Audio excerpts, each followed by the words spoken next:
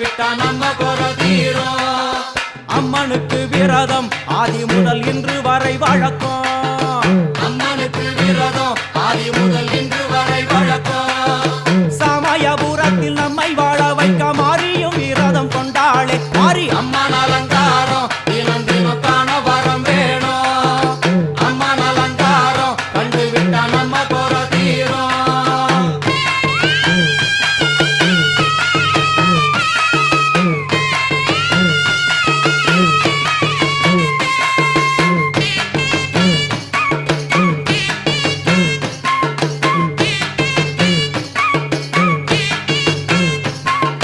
ஜாதி என்ன ஜாதி அம்மனுக்கு அன்பு ஒன்றே நீதி.